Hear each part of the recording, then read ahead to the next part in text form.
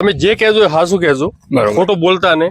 હવે ઘણા બધા અમારે જે કાંકરેજ ગાયો રાખતા હોય ને એ વધારે પડતા જે કાબરી અને કાળા ઉપર વધારે શોખ છે. તો વાસ્તવમાં એ કાળા અને કાબરા કાંકરેજ ગાયોના કલર છે કે નથી? કાળો અને કાબરો જે કલર ને કાંકરેજનો પ્યોર કલર નહીં. આજથી આપણે 5 કે 6 પેઢી જોવા જઈએ તો એમ આપણા જે બાપ દાદા રાખતા હતા એ સાચો કલર કાંકરેજમાં મુજડી અને વ્હાઈટ, મુજડો અને વ્હાઈટ કલરથી ઓળખાય. હા, એનાથી. આપણી જે મધર્સ બીટ કહેવાય ને એમાં તમે જુઓ કૃષ્ણ ભગવાનના પાછળ જે ગાય છે ને એ વ્હાઈટ જ છે. એ વ્હાઈટ છે, રાઈટ. હા, પણ આ કાબરી અને કાળી રહી ને એ ઇનબ્રીડિંગ કોઈ રીતે થયું હોય એનાથી બન્યો છે. શોખ ખાતર કાળી કાબરી રાખે કોઈ વાંધો નહીં, પણ પ્યોર જો કાંકરેજ રાખવી હોય ને તો મુજડો અને વ્હાઈટ કલર જ પરફેક્ટ છે. એવું? હા, આપણે મારા અંદાજે. તમારું નામ શું છે? મારું નામ રાજુભાઈ દાસજ. ગામનું નામ? ગામનું નામ દાસજ. તાલુકો? ઊંઝા. તાલુકો ઊંઝા, જિલ્લો મહેસાણા. જિલ્લો મહેસાણા. હા, ઓલરેડી મારી પાસે કાબરી છે પણ એ હું એક શોખ ખાતર રાખું છું. પણ હું જ્યાં સુધી ધારું છું ત્યાં સુધી કાંકરેજમાં જો સંવર્ધન કરીને સારી પેડિગ્રી તૈયાર કરવી હોય તો એમાં લગભગ મુજળો અને વ્હાઈટ કલર હશે ને તો સારી જ ઓલાદ પાકશે. એવું? તો જે આ કાળી અને જે કાબરીની જે અત્યારે ડિમાન્ડ છે, જે અત્યારે વસ્તી જે શોખ છે, એનું શું કારણ હોય શકે? એક શોખ ખાતર, ખાલી શોખ? હા, પણ કાંકરેજમાં જો તમારે સંવર્ધન કરીને એની પેઢી પ્રધાન આગળ વધારવું હોય, કાંકરેજ ગાય સુધારવી હોય અને કાંકરેજ ગાય પેઢી રાખવી હોય તો ધોળી અને મુજડી આ બે ગાયમાં જો તમે સંવર્ધન કરશો ને તો એ શુદ્ધ લાંબી ચાલશે, કારણ કે આપણી શુદ્ધ નસલ છે. રાઈટ વાત છે. હવે આપણે કઈ મેળા લઈ જવું હોય, કોઈ મેળો હોય, પશુ પ્રદર્શન આપણે જે હરીફાઈના મેળા ચાલે છે એમાં કાળી અને કાબરી ગાયો લઈ જા કે આખરે બુલ લઈ જા, તો એ નંબર આવે ખરો એનો? એમાં સિલેક્ટેડ નંબર જે 1 થી 3 હોય ને એમાં કાળી કાબરીનો સિલેક્ટેડ નથી થતું, ગમે એટલે રૂપાળી હોય. કારણ કે એ જે સાહેબો હોય ને એવું જ માને છે કે કાંકરેજ ગાયનો કલર મુજળો અને વ્હાઈટ જ છે. એનું સિલેક્શન જલ્દી કરે છે.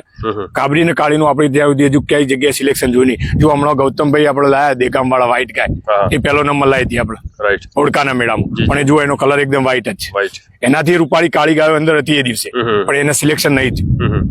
એટલે તો તમારું કેવું એવું છે કે કાળો અને કાબરો કાંકરેજમાં જે કલર કે તો એ શોખ ખાતર છે, વાસ્તવિક કલર નથી. એનો જૂનો પેઢી પ્રધાન કલર નથી, એ અહીં બ્રીડિંગ થી થયેલો હોય. તો આ કલર આવે ક્યાંથી? એ બુલથી કોઈ એવું છેડતી હોય. કઈ બાજુથી આવે કલર? આપણે કચ્છના જે ખરા ને ગામડા, એ ગામડામાં જે સિંધ મલક કહેવાય ને એ સિંધ મલકમાં બુલ એવા છે જે કાબરો કલર હોય ને એવા બુલ તમે સર્ચ મારજો યુટ્યુબમાં. હા, રાઠી કલર.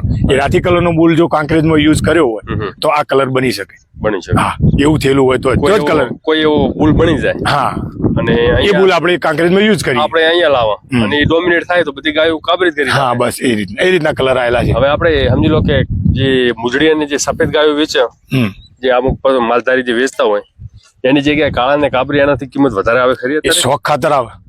દેખાય કે મને શોખ છે કાબરીનો તો મુજડીનો શોખ નહીં તો હું કાબરી કિંમત થી વધારે લઈ શકું.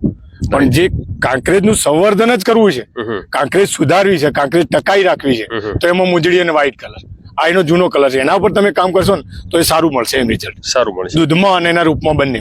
જી જી. તો મેન આ ફોકસ આપણે રાખવું પડે. કાળો અને કાબરો આપણે છોડી દો. હા, અને વ્હાઈટ અને કાળો કાબરો જેનો શોખ હોય રાખી શકે, શોખ હોય રાખે, પણ એનું બ્રીડિંગ બગડશે. એમ બગડશે. રાઈટ વાત છે. જે કાંકરેજની શુદ્ધતા છે ને એ નહીં રહે. કહેવાનો જ્યારે તમે સમજી લો કે આનું જે સ્તર હોય ત્યાં સુધી જશો ને બધી કાબરી થઈ જાય એટલે તમને નુકસાન તો હાલશે. તો કાલે એની બ્લડ લાઈન જે છે તો જવાની નહીં, રૂપ કન્ડિશન બદલાવાનું છે. રાઈટ. પણ એનું બ્લડ જે છે તો એનું જ રહેવાનું છે. તો સાહેબ હવે લાસ્ટમાં તમને એ અમે જાણવા માંગે છે કે તમે લાસ્ટમાં શું અમારે જે કોકરેજ ગાય જે પ્રેમી છે ને એમને શું મેસેજ આપવા માંગો છો? કોકરેજ પ્રેમીને મારું કેવું એવું કે એક શુદ્ધ નસલનો બુલ રાખો તો જ શુદ્ધ થશે. અને નસલનો બુલ જોઈએ પણ કેવો દૂધ વાળી પેડિગ્રી વાળો. એની મા બાપની 3 પેઢી સુધી તમે તપાસ કરો કે એની માની પાસે દૂધ કેટલું હતું, એના બાપની મા પાસે દૂધ કેટલું હતું, અને એના બચ્ચા આવતા હોય તો બુલ 90% ખેંચવો જોઈએ તો જ એ દૂધવાળી ગાય કરી શકશે. અને જો કાંકરેજ ગાય બચાવી જશે તમારે તો રૂપ તો બરોબર છે, પણ પ્લસ દાખલા તરીકે પહેલા તો 20 વાછડી વિયાણી તો એમાં 5+ દૂધ નહીં હોય ને તો તમને એ પોસાય નહીં. એટલે દૂધ જરૂરી. દૂધ જરૂરી. રૂપ તો આવી જશે ગમે તે રીતે. સારો બુલ તમે નાખશો એટલે રૂપ વાળો બુલ નાખશો એટલે આવી જશે, પણ એ રૂપ વાળો બુલ દૂધ વાળી પેડિગ્રી નો હોવો જોઈએ. કોઈ આખલાથી આપણે ગાય ફેરવો તો એમાં મેન એના જે લક્ષણો બુલ ના દાવા જોઈએ. 100% તો બુલ જ ખેંચે એવો જ હોવો જોઈએ તો જ એ પેઢી સુધરશે. નકે જો માં ખેંચતી હશે તો જેવી માં છે એવું જ બચ્ચું નીકળશે. એટલે આપણે આગળ નહીં વધી શકો. ખૂબ ખૂબ આભાર ભાઈ, તમે ખૂબ સારી એવી જાણકારી આપી અને કાંકરેજ ગાયોમાં જે તમે વિચારો છો ને તમે જે સંવર્ધન કરો છો અમને આશા છે કે તમે એનાથી પણ આગળ જશો. ખૂબ ખૂબ આભાર. જય ગો માતા, જય ગોપાલ, વંદે ગો માતા.